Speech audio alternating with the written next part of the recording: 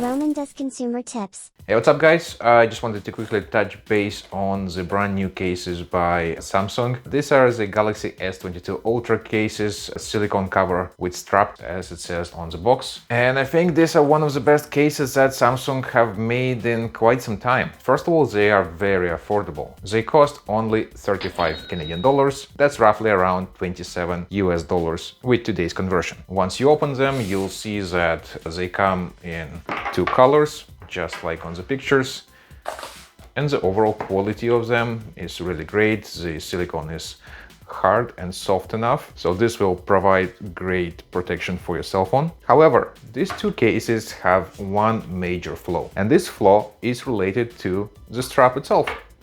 Yes, the main feature of the case is its actual weakness. You see, when this case comes to you from the box, it's already been preset to its shortest extension option you have. And by default, you have two of them. So you have the longer and the shorter one. So with the shorter one, there are no issues whatsoever. So if you take your cell phone, pop it in here, just like that, looks great, right? Fully covers the entire thing. It's all ergonomic and all properly placed. Nothing to point out.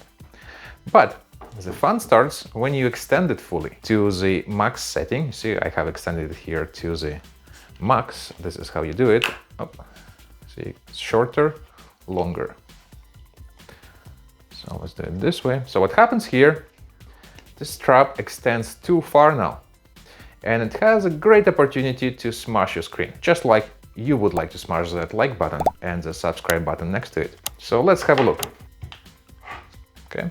It's fully set. Looks awesome in the white case, white phone in a white case. And yeah, so again, looks great at the back.